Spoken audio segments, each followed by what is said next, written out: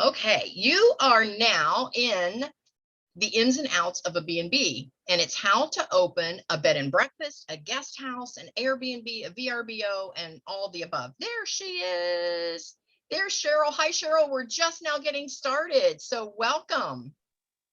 Hi. Yes, I was just sharing with our audience who we are, and the group is called the Ins and Outs of a B&B, and it's how to open an actual bed and breakfast or just a guest house, an Airbnb, a VRBO, and everything else that goes with that. There are so many different variables on how you can do this. Now, what I want to clear up, people oftentimes say, oh, I want to open an Airbnb. And what they mean is they want to open a short-term rental. And a short-term rental is kind of encompasses all of that. So whether you rent a room out in your home where you live, and we had a question, can you do it in an apartment? You can. If you got a spare bedroom, you can throw that over on Airbnb and rent it out this weekend if you want to. The only thing that you have to be careful of is what it says in your lease and what it says for zoning in your neighborhood. And so we can kind of get down into the weeds in that a little bit later. But for right now, I want to just give an overview of what we're about. So the ins and outs of opening a B&B, guest house, Airbnb, or VRBO, it's for who? It's for anyone wanting the freedom of extra income or to develop a new career.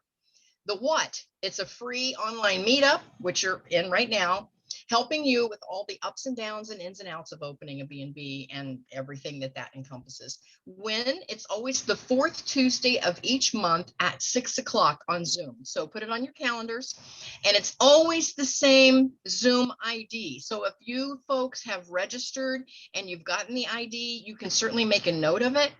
You don't have to register each time. You certainly can. You know, you can just come back in when you see it again and go through the registration. But if you make a note of that Zoom code, it's always the same code. It's always the fourth Tuesday of each month, and it's at 6 o'clock Eastern time for those of you that are coming in from different time zones.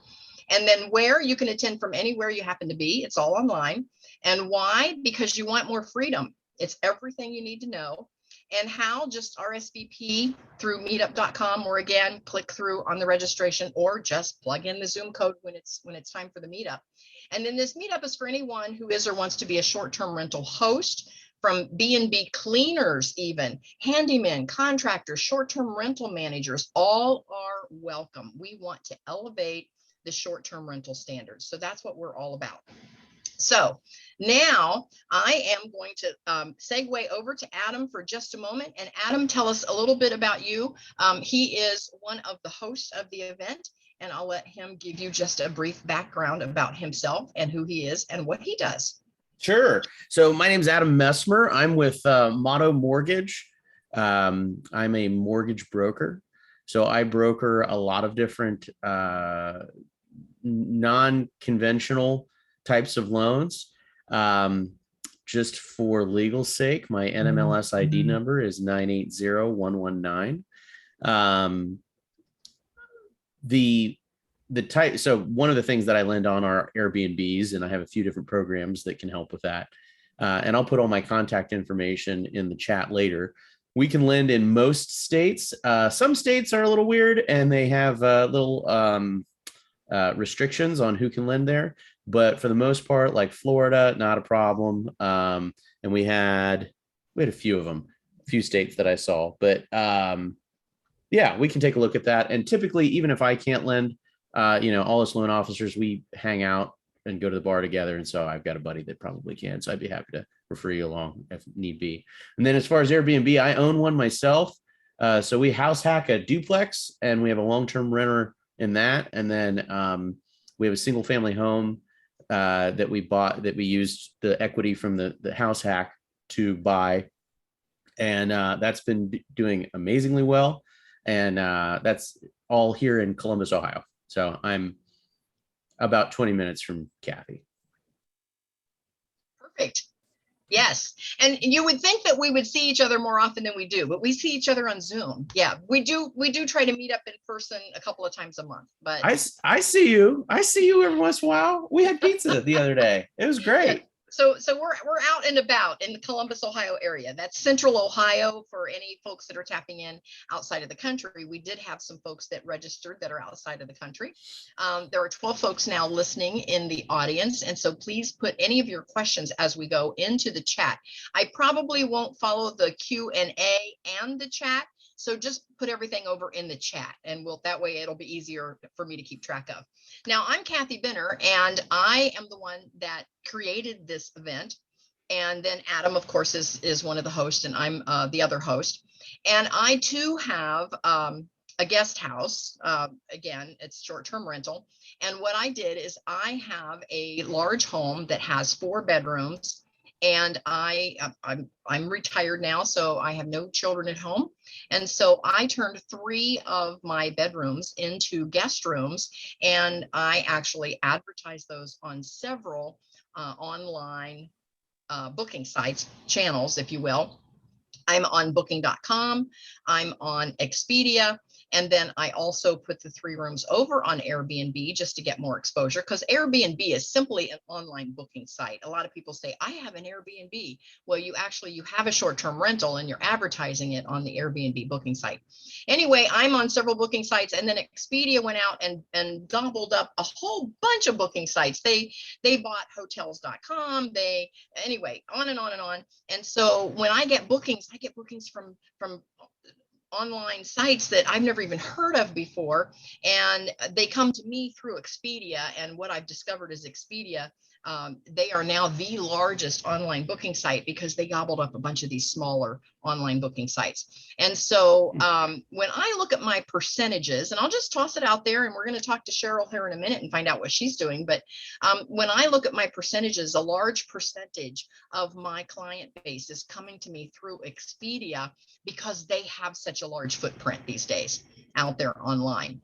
And the guest is kind of like, no, I booked through hotels.com. Well, actually, Expedia owns you now. So that's how it gets to me. So anyway, there's all kinds of things we're going to talk about with Cheryl. I can't wait to get started. Cheryl Hewitt, she has a property called Talihaven. Did I say that correctly, Cheryl? You did. Talihaven. It's a winter getaway 2 miles from Nordic Mountain in Wild Rose, Wisconsin, USA. I had to jump over and take a peek, and wow is all I can say. 3 living rooms, 6 bedrooms, 3 bathrooms. You can bring the whole family together comfortably. You can learn about Cheryl's background before she opened Talihaven. We're going to talk to her about that, how she found this perfect property, and how she handles the day-to-day task of keeping all of those guests happy. So, wow, I want to get started. So Cheryl, give us a little bit before we jump into the actual short-term rental conversation. What is your background? What is your history? How did you get to here? Okay, so I've covered a lot of different things in my years. Right now, for the last 20 some years, I've been a application programmer, and I work for the state of Wisconsin. And after 20 some years of that, I'm pretty exhausted with it. I want to have some freedom. I want to kind of control some things, and I'm not terribly interested in a 9-to-5 office setting anymore. I've been there, done that. And so I grew up in a resort area. Tech, Wisconsin. I don't know if anybody's heard of it, but it has a chain of lakes, and there's probably like 50 resorts. Like, wow, you can't swing a stick without hitting one, right? So that was very familiar to me. And I just love real estate. Like, I'm ridiculous. I have so many different searches going on, like Zillow and Redfin, and people will be like, how did you find your place? And I'm like, Lordy, I know everything that's for sale in Wisconsin, Yep. Pretty much. I mean, I just cover it. I get it too. It's my hobby. I'm on Zillow and Trulia every day. Yeah, and yeah. And just another little bit of background for those of us that are kind of in the short-term rental lane, if you will. I just bought a condo that came with a long-term tenant, but I know she's trying to move because we were told that before we bought the condo that she wanted to move down to the Carolinas. And so as soon as she does that, I'm going to turn her condo into a short-term rental for visiting nurses because it sits right in the middle of Columbus with all of these amazing hospitals all around. And so I'm going to turn that into a short-term rental. And then Mark and I just bought a property down in Hocking Hills, which is kind of our touristy area here in Central Ohio. And we haven't even had a chance to rehab that one yet. That one is just 2 weeks old. We just bought it. So I get it. And then I have a condo in Sarasota. I was sharing with someone on the call that's in Florida.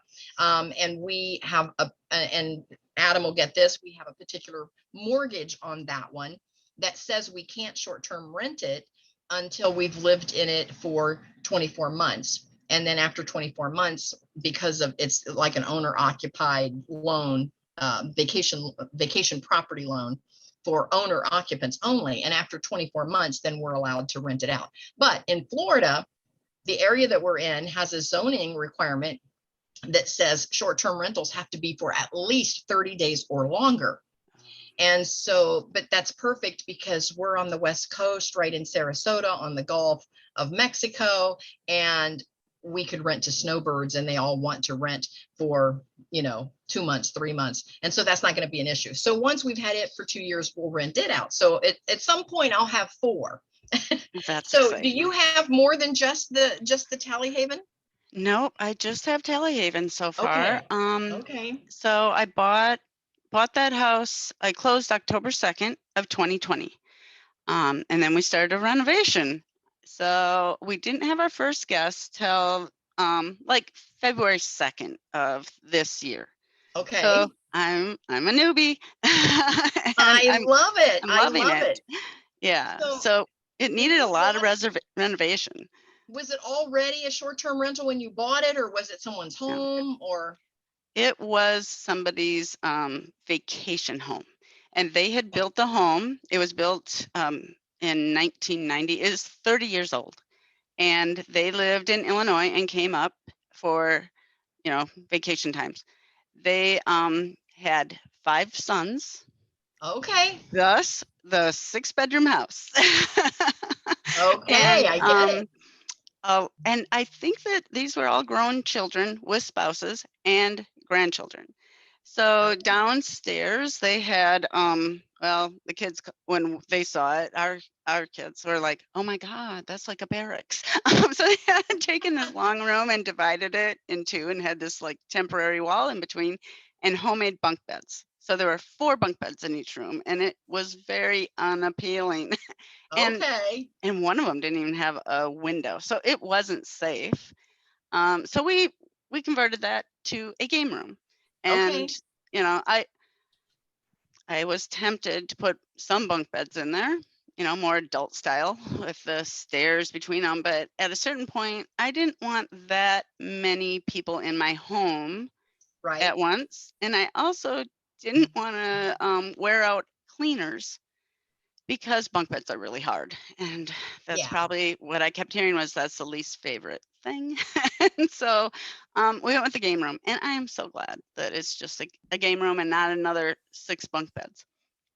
So. Well, and I get that. And again, once you're in the business and you start to see what it takes to clean one of these in between guests, and sometimes you have a quick flip where you've got somebody checking out, somebody else checking in, and all of that does come into play. And so for all of you newbies that are on this call listening to us, these are all the things that you kind of learn by just rolling up your sleeves and getting in there, because it looks good on paper.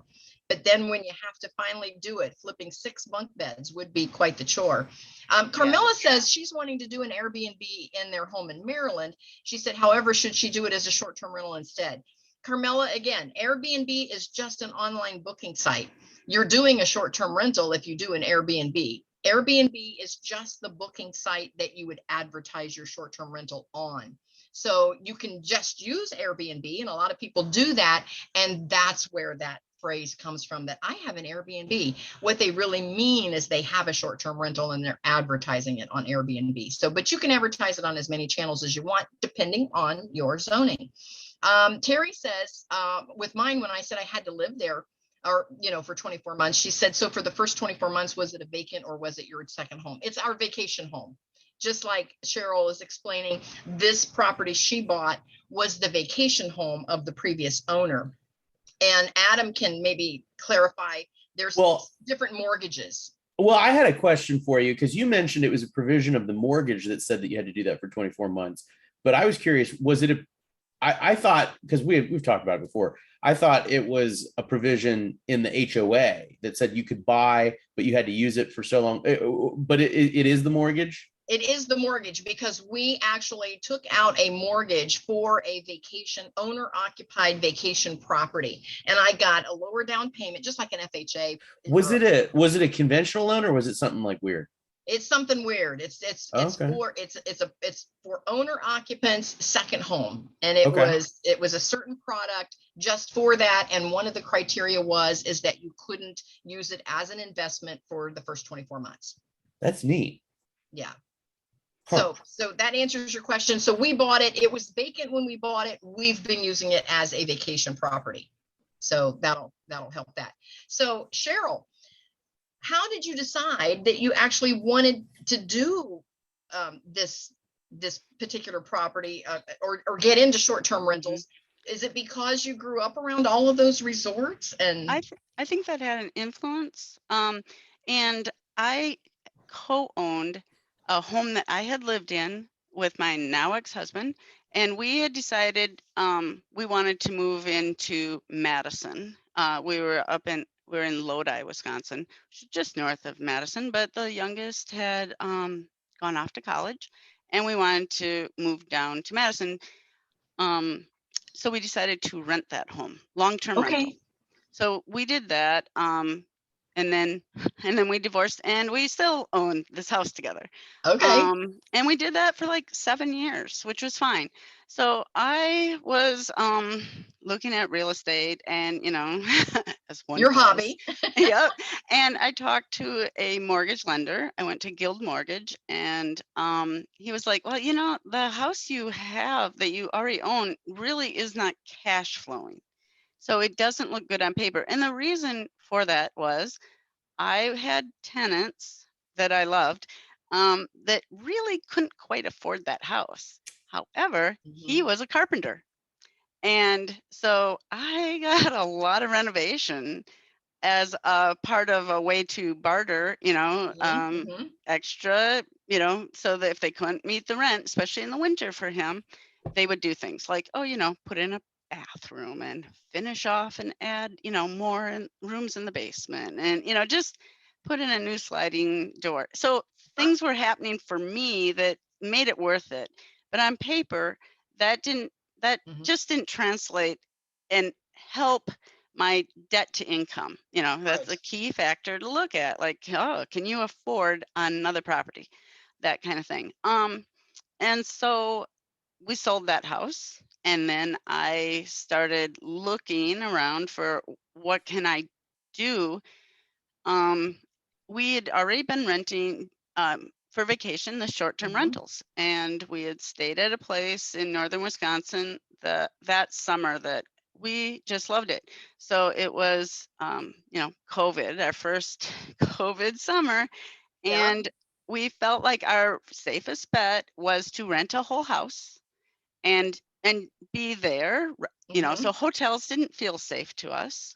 And when we vacation, there's usually more than just us, we're going with friends. So we needed a big space because there's like 5 teenagers, 4 were boys, 1 a girl. Teenagers don't like sharing. And they travel in packs. Yeah. Friends. Ironically, now that I have Talihaven, the kids have, gotten older, and they don't go with us as much, but we go with friends. It's still great. Like, we had an adult spring break, and if you haven't done that, I highly suggest you do. It's quite lovely. Perfect. That's perfect. Yeah. Now you mentioned your debt ratio. So Adam, jump in here and explain debt ratio for some of our newbies that are maybe just looking to purchase and they're thinking, oh, what is that real? I don't really understand what that means when it comes to purchasing. Yeah. So debt to income ratio, or DTI, is a calculation that your lender is going to use to determine your lendability. And basically what it is you're going to take your gross annual income and you'll divide by 12, and that's your gross monthly income, right?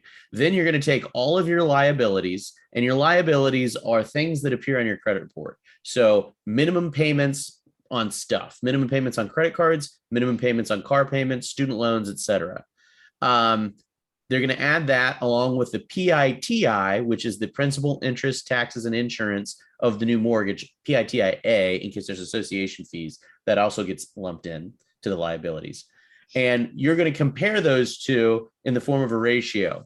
And basically you want your total DTI, including your current housing payments and any future housing payments and all your liabilities, to be less than roughly 50%, 48%, but 50 is a round number to use. Now, here's the thing. There are other loans that are investor friendly, that are sweet, that I sell, that are the best. And they're called DSCR loans, and they're debt service coverage ratio loans. And what these do, rather than looking at your personal income, they look at the performance of the investment. So they look at the income of the property, the expenses of the property, and we don't even look at your personal income. So if personal income is an issue, that shouldn't stop you from exploring this opportunity. For loans of that nature, you're going to need at least 20% down. And typically you'll pay points in origination. Points in origination are a cost that's added on to the closing costs. And 1 point is 1% of the loan amount. So you're going to pay 20% down. And typically rates are going to be, we could talk about rates offline, but there's a whole range. Mm-hmm. So yeah, it's exciting though. But I mean, these things, and what these lenders are looking for in the debt service coverage ratio, so the income versus the expenses, they want your total expenses. So whatever your more, and okay, expenses being your PITIA. So that's the only expenses that they're looking at. They're not looking at if you have a manager or what your vacancy rates are. So it's very easy. You just find out what is your mortgage payment going to be, and then are you going to make 120% of that in Airbnb or in income, where whatever it is. So in other words, a debt service coverage ratio of 1.2 or 120% of your mortgage payment. As long as you're meeting that, then, and you've got like a 720 credit score, then I've got a lender that can lend on Airbnb. And this lender, the other thing they do is they use AirDNA's website, which if you haven't heard about that, maybe we'll get into that in a little bit, but it's a projection website that you can put in an address and find out how much you can make on Airbnb, which is sweet. And they'll use that for income, which is amazing to me. But yeah, and they give that a 30% haircut, and then they do the ratio thing, and that's the gist. So that's Adam. Can I ask you a question about Yep. that? Yeah. So in Wisconsin, where I'm at, AirDNA is not the best tool, but like Price Labs is better. So Okay. Does your mortgage, lender, broker, whatever, do Yeah. they also look at other pricing tools? I think they're open to it.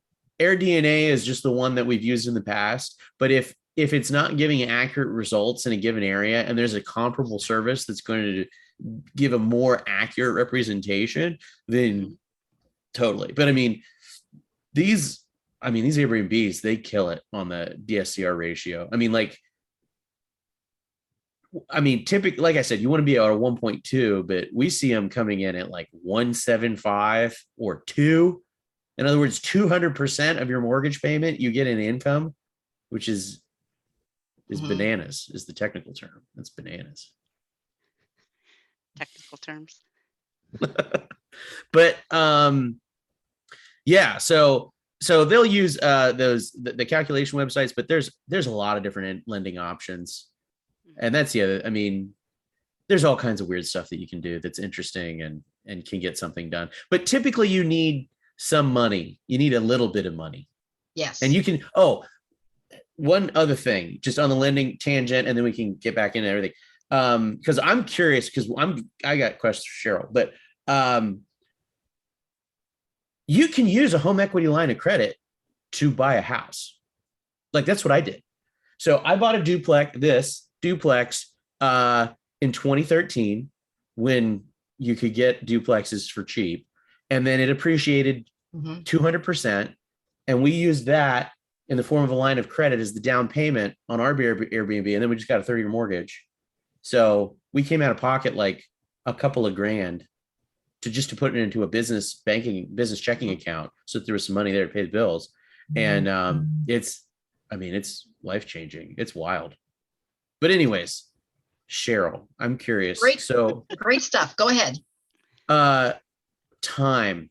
How much time do you spend on Talihaven? And maybe we talked about that, but I might have missed it. So my time is basically messaging with guests and maybe promoting the property. I have the world's best cleaner who is darn near my partner. Like, she does so much for me. And so if I need something handled there because I'm an hour and 40 minutes away, I can count on her. I reward her handsomely because she's so important. And anybody out there, if you're getting into this, that's the most important person in your life. They are your cleaner. gold. Yep. Yeah, that's fair. Treat them well. So it really doesn't take a lot of hours, and it'd be hard for me to really quantify. Like, I sit at a computer all day long. That's my job. Yeah. And it doesn't take long to dash off a reply to somebody, right? So not a lot of time. On a daily basis, one property is not going to take a lot of time. Mm-hmm. So you said one property doesn't take a lot of time. I don't think so. So maybe a couple hours a week if you were to spread it out. Because it's not like you're sitting, it's like time to clock into Airbnb now and do that. Right. Like, because it's texting and it's right. Mm-hmm. Yeah, I like to go in and judge my listings on the various OTAs, change a title or change your description or wiggle around a few prices up and down here and there.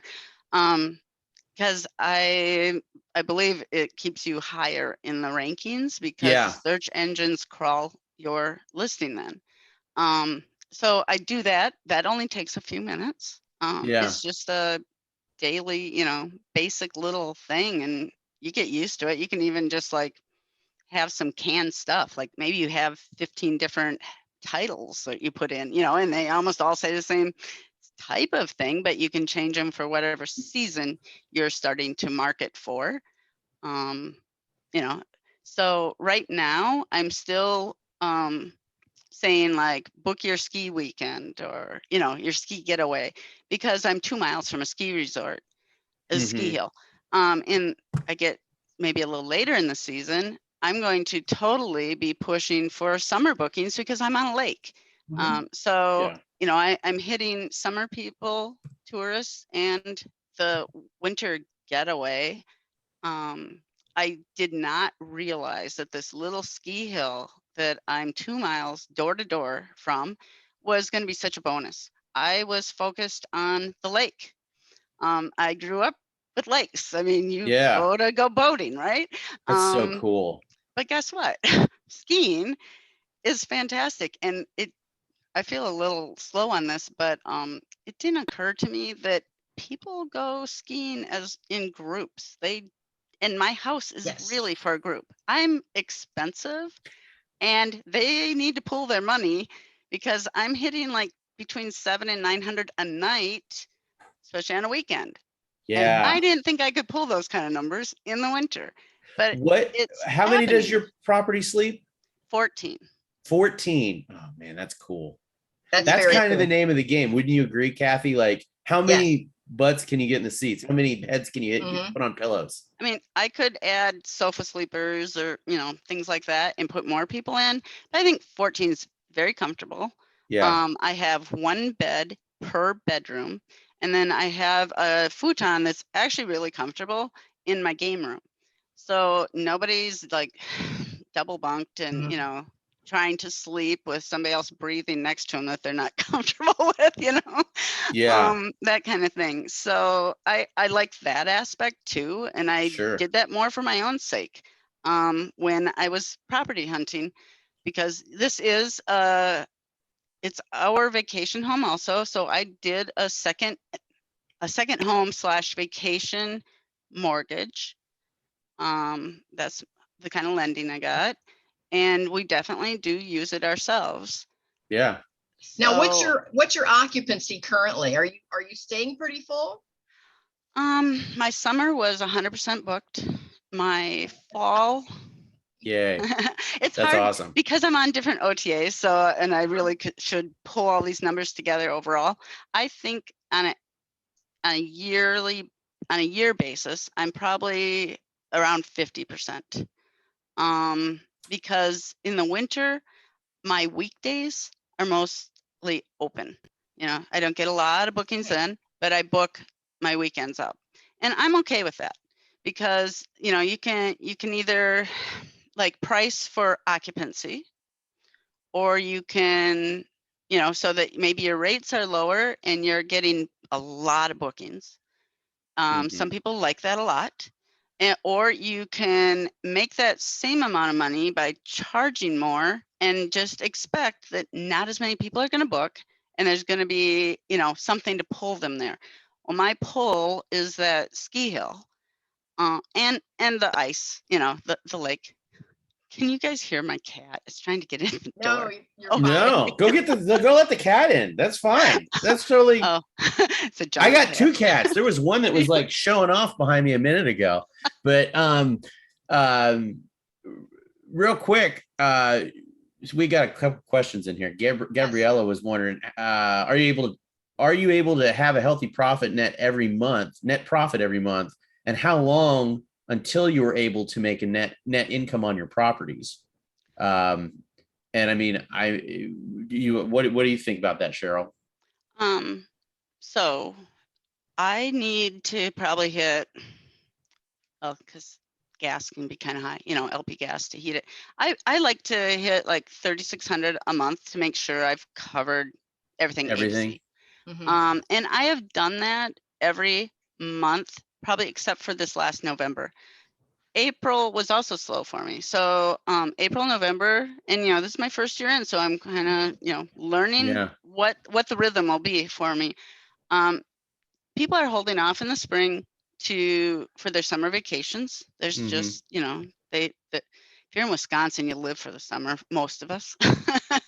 um, and then in the, you know, so they kind of, you know, have waited, but the fall is gorgeous and I got a lot Yeah. of people.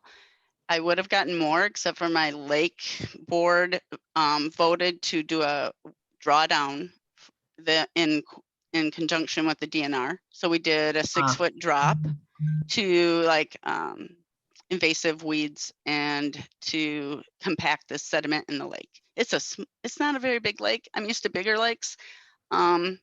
So they did that, and you know, and I had it impacted my business, Mhm. but you know, they'll raise the levels again in May, maybe April, May, and you know, we'll have our summer back. But Mm-hmm. I'm kind of missing out on ice fishing this year. But the ski Because of the lake people, thing. yeah, Okay. the skiers will Ah, pull me through. So yeah, I think that I almost always except for November, hit totally, you know, it covered my expenses. December's been wonderful, and yeah, it's good. So I go ahead, Kathy. I don't go ahead. well, Angie wants to know, what is your laundry process for that many beds?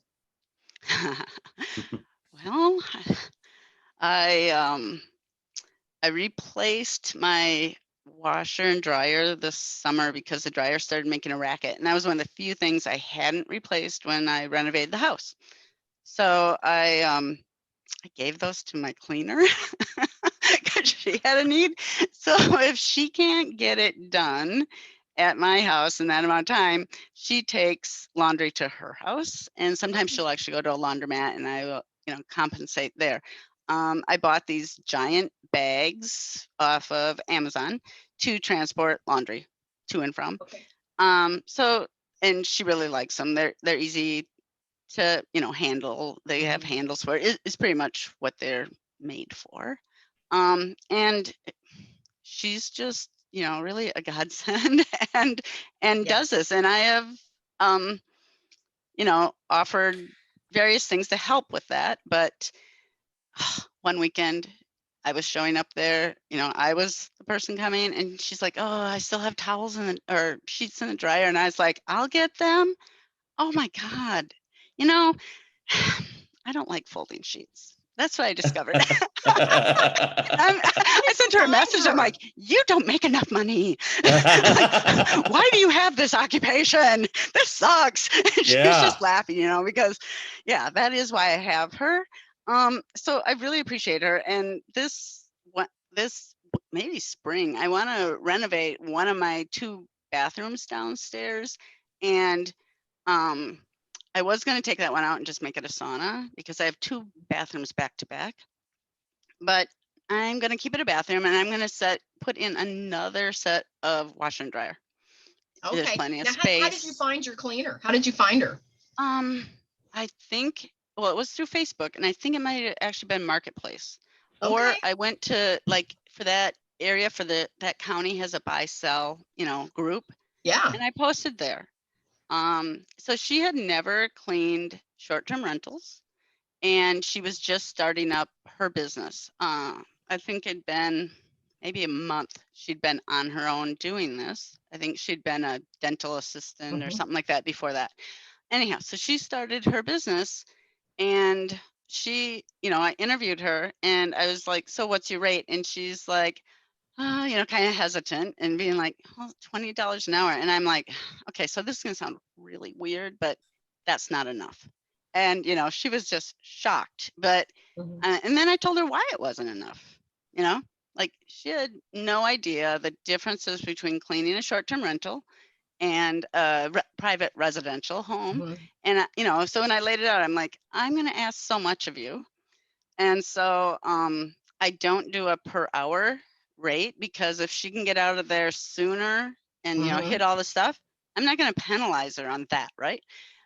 So I pay $275 a cleaning, and I think that's really fair. I mean, she needs to make a livable wage. She also now has hired employees and she cleans a lot of short-term rentals now. But the best thing about this was after, I hired her, we had that meeting and she went home and she told her husband, Cheryl will be my top priority because she respects me. Like people, you really need to do things like that so that they, respect them. They are so important to you. And that was what I was hoping. And it really has benefited me more than I ever could have guessed. It just has. Totally. Yes. Yeah. I get that. Yolanda wants to know, are there mentors who can walk us through the first property purchase, finishing, and set up on Airbnb site? And yes, I can help you with that. Just connect with me at kathybinner.com. You can click through there and schedule a call with me, and we can set up a schedule on how to connect. I think she's gonna go get her cat. Yeah, the cat is dying. Yep. He's trying to come in. I get it. They're in Wisconsin. They probably got like 10 feet of snow, right? Yeah. I don't know. Maybe. There's the kitty. Oh, that's a cute cat. You're cute, buddy. This is Max, and he's a Maine Coon. And he's not going to want to sit on my lap. He's adorable. He pretty much turned and walked away as soon as I opened the door. He just wanted the door open. So one of the things that is kind of I get it. simmering here. Listen, now, how did you find that perfect property? Did you look at zoning first to make sure you could do what you wanted to do and then you bought, or did you buy it and then check out zone? What was the order that you did when you're getting the property? I'm trying to recall exactly. I think I saw the property on Zillow. Then I, what what county, what Mhm. township. I reached out to the county to ask them, you know, what's, what's what, because yeah, it would have not been a go. Couldn't have gone Mhm. forward without the proper zoning and, licensing and all that. I didn't want to do anything that wasn't above board. Right? So yeah, it all fit. I was kind of nervous, like what would my neighbors think? So we were pretty mum about that as we were renovating.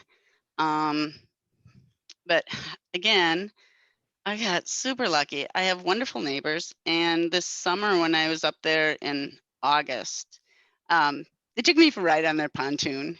And while we were on this ride, they were like, we were pretty nervous about having, renters or, guests over there. And they've like, but you know what? They've been great. Mhm. Um, you're renting to families, and Yeah. that is the type of place I have. It's most, it's families for the most part. And or I've had, older ladies that just do a girls getaway, and they Mhm. were pretty hilarious. I think they were my heaviest partiers. But my neighbors were like, it's been great. They're like, last weekend you had a couple families there and grandpa and grandma, and they set up a whole bunch of hammocks up and down. Like, I have this steep hill. Ugh. Anyhow, down to the lake, and these kids had all these hammocks, like 3, 4 hammocks going down the hill, across. And they're like, you could just hear kids laughing and playing, and, yeah, and that just was bringing Mhm. them joy. So again, super lucky on that. But yeah, the zoning was correct. And some, but even with good zoning, you do have to worry about your neighbors, and that's so important. And I am really lucky. We've done things to try to make sure we have a good Yeah. relationship with our neighbors. For one example is I don't have regular garbage pickup there. The township doesn't offer it. Okay. And it's actually on a private road. I didn't even realize we have things that are just private roads and maintained by that group of people. So yeah, that's the situation. So I have a small dumpster on my property now to handle, my trash. And I just told my neighbors, you can use that whenever you want, just go ahead. It's there. Ooh. So that's an advantage to them too. Okay. I want to talk about a couple things real quick. So one thing is that you really hit the nail on the head is dealing with the neighbors. I have a client that has an Airbnb and it is so cool. It is like this. It's this cabin out in the woods, but cabin is like not even worth. I'm not even doing it justice. It was there basically there is a musician of a well-known band, and he like made this house and built it to like live in, and it's sweet. It's so cool. It sleeps like 20 people, and it's phenomenal. There's like an outdoor living area, and it's just so cool. Anyways, his neighbors hate it. They hate that he uses it as Airbnb. And long story short, technically there was an ordinance against it in the township, and so the neighbors ended up shutting him down. Wow. But bribing them with free trash pickup is genius, because also that bribe is probably tax deductible. I'm not an accountant, full disclosure, but like, you know what I mean? That's cool. Yeah, it's worked really well, and they've been fabulous neighbors. And the property I bought was not really maintained by the family that owned it for 30 years. Right now we have oak wilt happening. I don't know if that's in Ohio too, but What is that? it's a disease that oak trees Oh. can get, and I Mhm. think they pass through the root system. So I needed a bunch of trees down. My neighbor happens to work with somebody who also has a side business. He's an arborist. And get this, the man's last name is Cedar. That's great. That's so funny.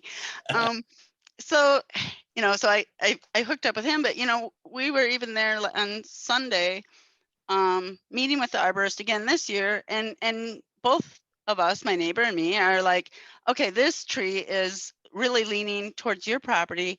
We don't want it to fall onto your land. we'll take that out. I mean, we had some going both ways.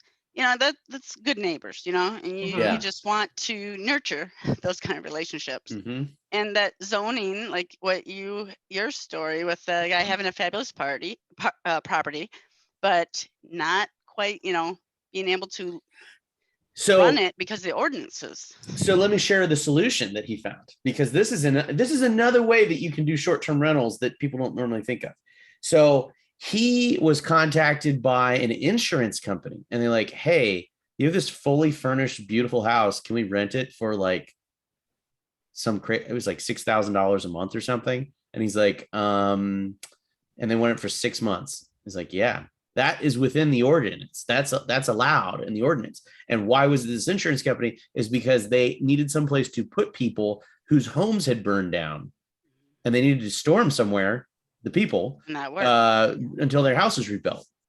And so if you can establish relationships with some of these insurance companies, because most landlords that have nice luxury properties don't necessarily want short-term rental and all the headaches that come with it. So if you do have something that's really nice and you are experiencing a lull in your bookings, that might be another way to fill out your calendar. Yeah, I know that the seller's agent for the property that I bought, he let me know. He's like, sometimes I have people that want to rent for a full month, like summertime. My rates are just way too high. I want to make 6,000 a week. Yeah. Nobody wants to pay that kind of money for a month, that nobody I know of, at least. So yeah, but there are many different ways to approach this. And it's kind of like a midterm rental, it's not really, I would think short-term is usually under 30 days, but midterm, yeah, there's a whole niche right there. Yes. Yeah. Absolutely. Absolutely. How did you decide what online booking sites to get on? And once you got on those booking sites, do you have a channel manager, or do you keep chasing all of those booking sites to make sure you don't double book? I do have ownerreservation.com. I haven't fully integrated it all, but it does sync my calendars, which I could probably sync them without that. Syncing calendars is pretty simple. I have toyed with the idea of like just simply paying, I think it's $400 to have OwnerRes fully integrated all, and so that it'd be one to rule them all, right? And so that you load your photos there, all your bookings come through there, all your communication. I should be utilizing that. I think I pay like $50 a month, and I'm underutilizing it, but that's something I'm gonna tackle this winter. And I've kind of held off because my life partner, he's a software engineer, and he'd probably be like, "You paid somebody to do this?" And whereas I'm a programmer too, but I'm the worst at installing stuff. Like, these are different things, but he has a real aptitude for it. So I've held off, and yet I still haven't asked him to help me with it because I just am foreseeing this can be frustrating. But that's crazy. I need to integrate that. Then I want to hook up Price Labs.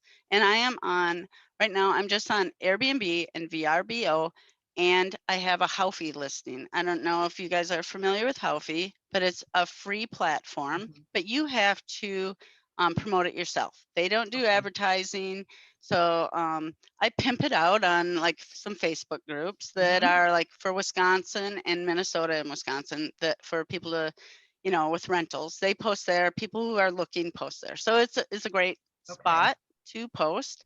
And I was super interested, like you found Expedia brings in so much for you.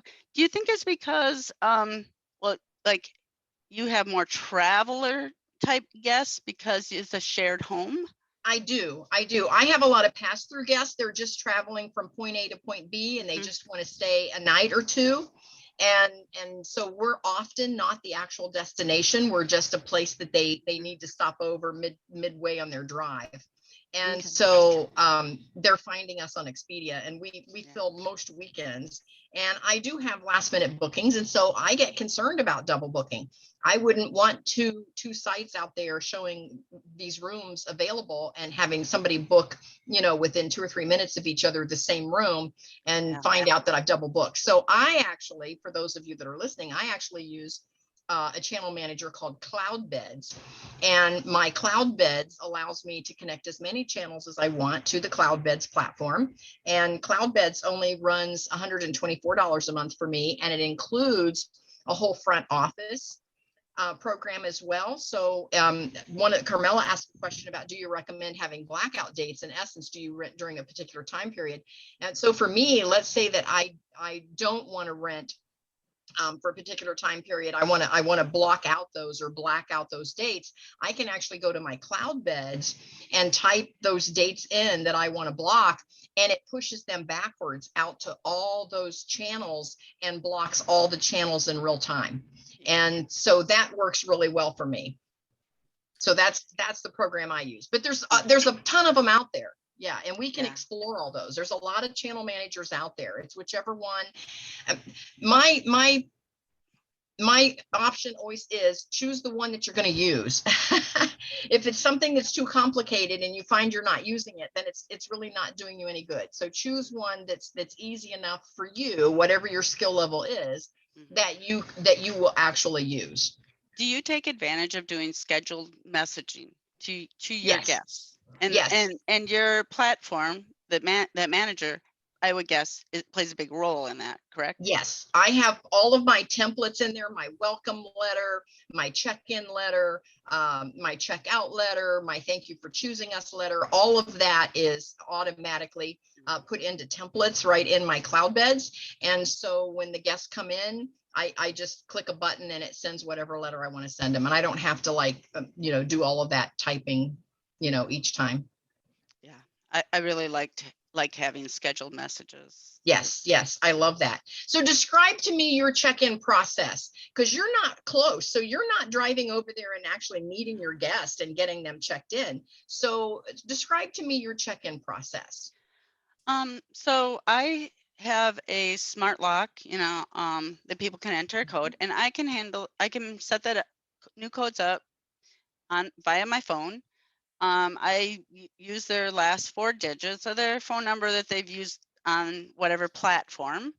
And I have a feeling that I always state that it was the number they used on there, because sometimes people forget what they've used for a phone number. But so that I can schedule the days and time, So, and I can also set up notifications. So I will often set up a notification like for that first day to make sure they get in. It's amazing with the smart lock. So it has a fingerprint thing and it has code numbers. So you have to wake that screen up. I mean, so one or the other, right? People who have never been to my place try to use their fingerprint. And you're like, okay. What makes you think I would have your fingerprint? That's awesome. Right. And then we have a Ring doorbell. And so if they push the doorbell, our Alexa here in Madison says, somebody's at the Talihaven door. And we tell them that if they want to talk to us direct, they can do that. And sometimes that is what's happening. They need assistance. So I'll often, because people don't realize, even though I've sent them instructions with images on how to wake up that screen, because it looks black and you can't see any numbers, you touch it or put your hand up against it, things like that, they still will get caught up on what do I do? So I love the Ring doorbell. Also, if they do ring that doorbell, it turns on the carriage lights on each side of the door. So, that's nice for them. They can also, use a regular switch inside, but that's instant lighting for them. I have one Ring camera that points at the driveway. So when I first started, I'm such a mom. I'm like, people, I'd be watching for them to pull in. I know. I was all the notifications like, oh, there went a leaf, watching for to come in, and I'd be like, oh, I hope they're gonna have a good time, like I really love hosting, and I like, even hosting people in our home for dinner parties and stuff like that. And so I just really want everybody to have the best time. And so I was pretty nervous on that. And I just like, oh my God, I'm such a mom. Because you just want to be, you kind of want to be there. I would not want a host meeting me personally. I'd be like, please. But my nature is to be like, I want to do everything for you. So now I don't really watch my cameras, but I have them there. I can turn them on and look at the driveway, like, has it snowed? Right. Things like that. On my lake side of my property, I don't have a camera. We've bought one because we thought, maybe we should be able to watch the fire pit that we put in so they don't burn down the neighbor's house. But I just don't want to do it, I get it. I'm trusting people. I want them to have some privacy, and I'm not hovering around my cameras, but they're there on vacation. I'm trusting they're smart adults. I too, I have a camera just on my front door because I want to make sure that guests get in, because here in Columbus, Ohio, it can get pretty cold.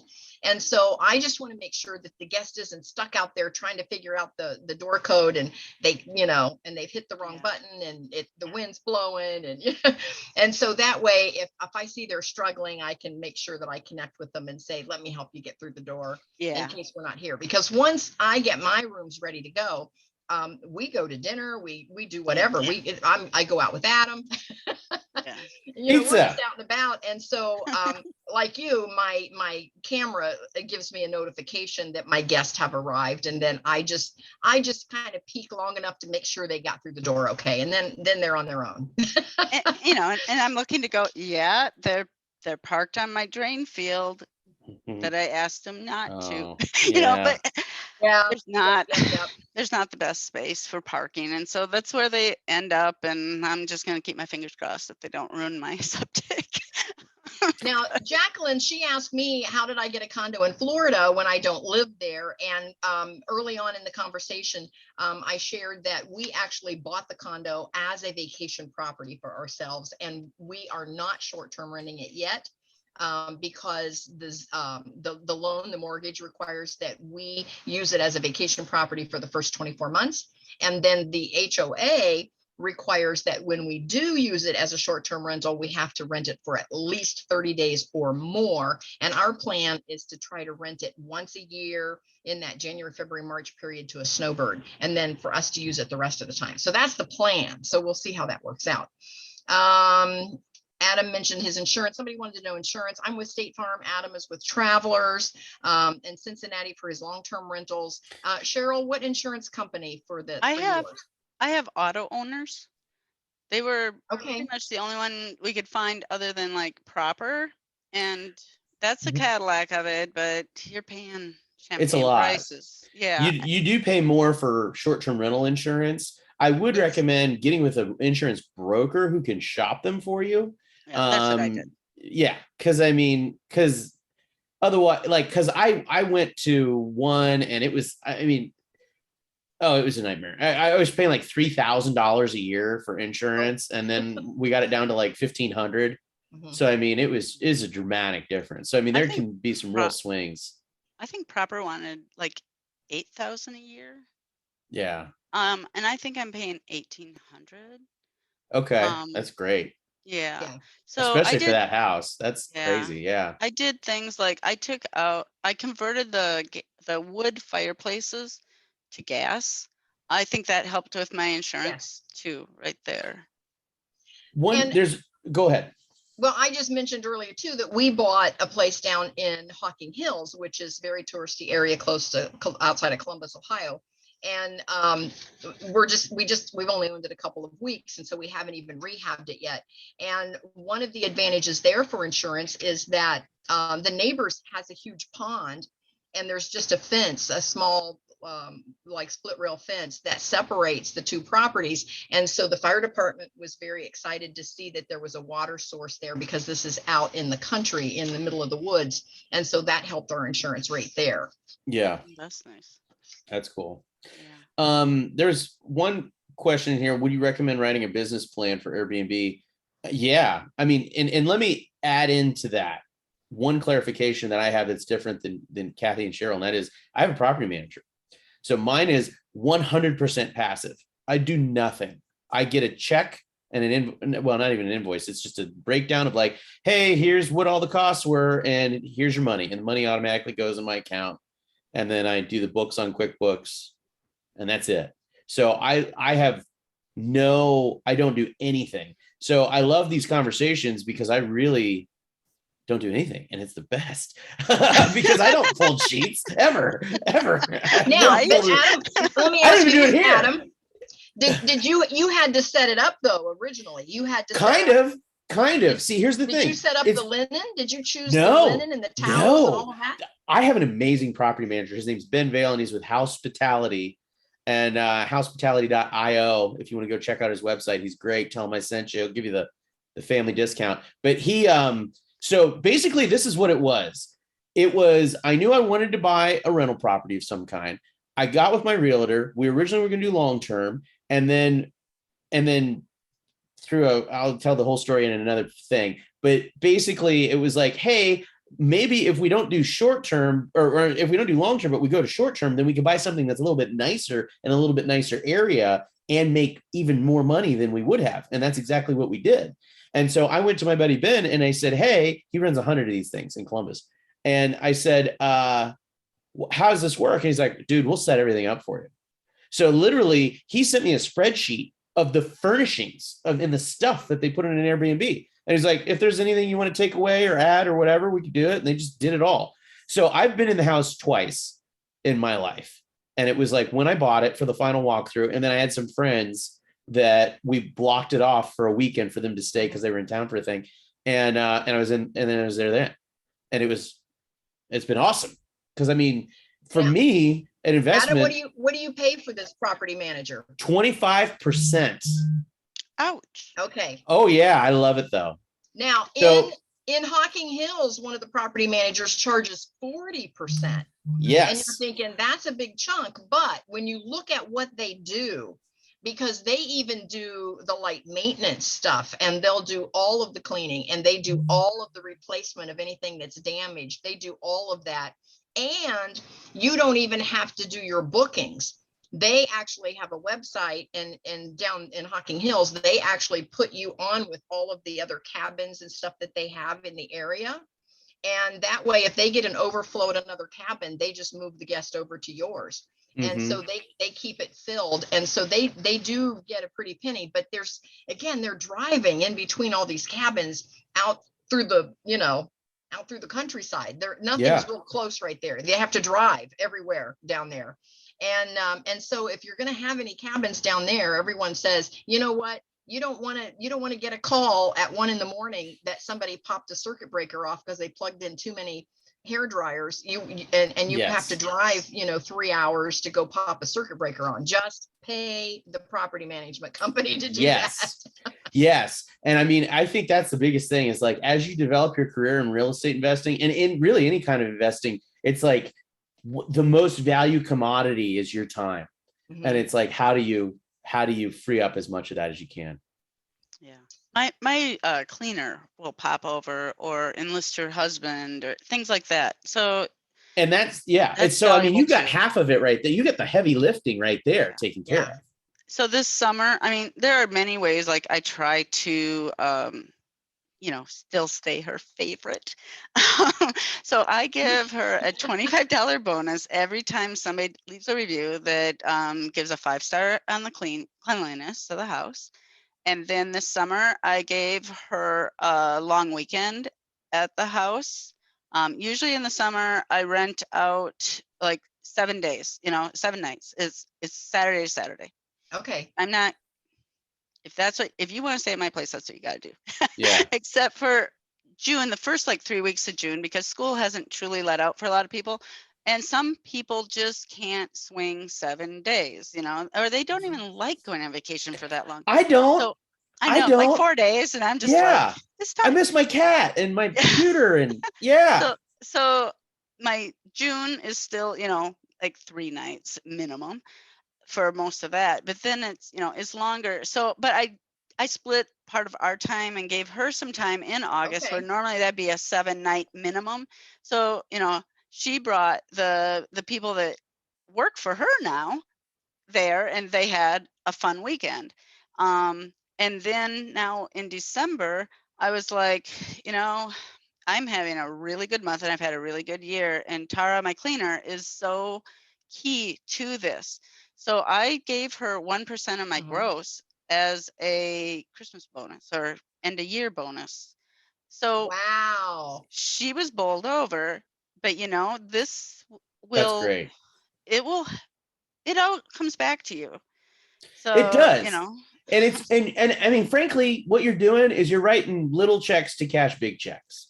yeah. Yeah. And that's the biggest thing. Anytime you can write a little check to cash a big check, that's a win. And you're investing in the hardest part of this, which is labor and human capital. And it sounds like you've done a wonderful, Yes. wonderful job. Yeah, So it's great. congratulations. That's awesome. Thank you. So I did something that you mentioned earlier too. I just went and got a HELOC on this property. Oh, cool. On the rental property. Yeah. Neat. Yeah. So my appraisal, I think, was really a poor appraisal, They because all are. They all everything suck. else was like, yeah, like way higher numbers Yeah. coming back at me. And he compared to some houses that on the same road that sold that had like 3 bedrooms. And, you know, and I know there's a compensation thing there, but yeah, it just, Yeah. it was bad, but it still gives me like 68,000 Yeah. that I have access to. So, So what are you I going to do need- next? Are you going to do another destination one, or are you going to do something more utilitarian like Kathy and I have, where it's like people? I mean, oh, geez. mine's in northern Columbus. Like you're going to the Quarter Horse Congress or the Ohio State Fair, and that or Buckeyes or football. Yeah. Yeah. So, we're going with glamping. Glamping. So I like love it.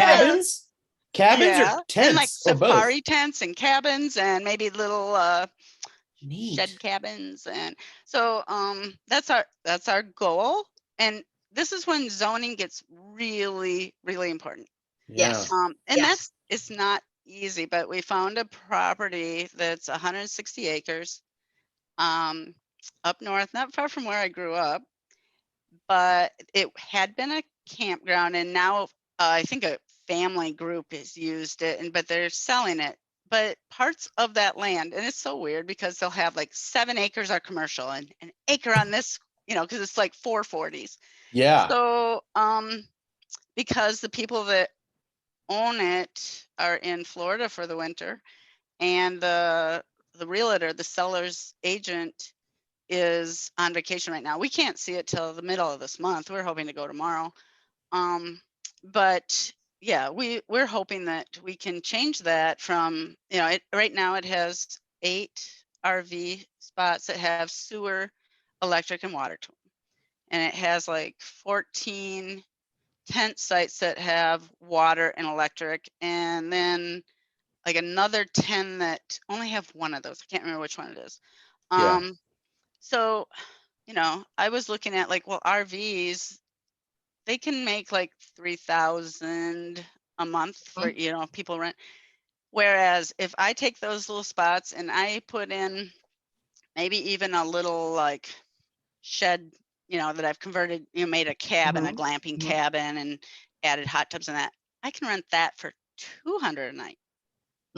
So from 24,000, I could make what, 48,000 in a month. You know, compared to a whole summer. We want to put little A-frames on the property that we bought down in Hocking Hills. Oh, yeah. People love that. It's just kind of the way things are going. Before this, we were doing a land contract to get a property just north of Wisconsin Dells, huge tourist area, that had 4 cabins that were just pretty delightful. One was it was a ship. great Ah, big ship. And one was this little crooked house, it was built to be crooked and crazy, and it had a secret door to go into a bedroom area and all this, Cool. but I was so excited about it. However, the seller didn't have the zoning right. So this was zoned as residential. And I'm not going to lay down that kind of money right. when any one of those neighbors could shut you down. Yeah. So yeah, if you're looking to get into something, be very diligent about that zoning. Yes. And I mean, that's another argument for a property manager. Because I mean, that guy wants me to succeed as much as I want to succeed. Almost. but they help with all the local ordinances and all the laws and stuff. So like they remind me, it's like, hey, it's time to get a new permit. And then they tell me all the stuff that I got to get, and then they send it off, and they do everything. So having a good team. You hear a lot of people in real estate talk about having a good team. That is 100% true, because it is not a solo sport. And as people getting into it, you're like, yeah, you keep telling me to have a good team. How am I supposed to have a good team? Like, you got your lender right here. Yeah, you find a good lender that understands your focus. Yeah. And then, like, I kind of built a team as I went. I found a good cleaner. She knows people in the area. And then, like, so you're worried about handyman and that. Well, I did a renovation, and a family member is a builder contractor, and he just decided that was going to be part of his job. And I went, okay. So for use of the house for like 10 years, he did tons for me. And also all I paid was cost. But also the company that we had put in the new hot water heaters, I converted from electric hot water heaters to gas, and then put in the gas fireplaces, and put in a mini split so we'd have air conditioning, things like that.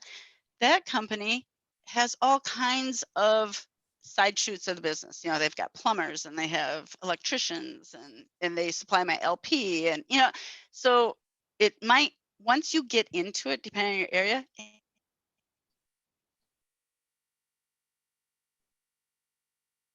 Did we lose her? Yep. We lost your volume. Cheryl. We lost your volume, Cheryl. We lost your volume. I don't know if she can hear us or not. I don't know. This is exciting. I have no idea what's going to happen. I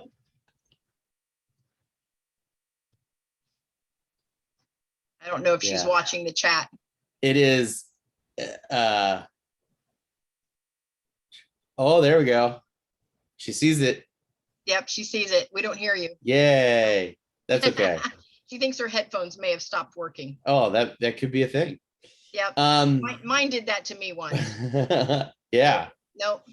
No. Oh, that's okay. No. So we threw our contact information in the chat. Yes. So if anybody wants to get in contact with us, those are the best ways to do it. Cheryl. She thinks her headset died. Oh. Yeah. Cheryl, can you hear us at all? Yes. I'm not sure if she can hear us either. I think her headset may have died. Can you hear us?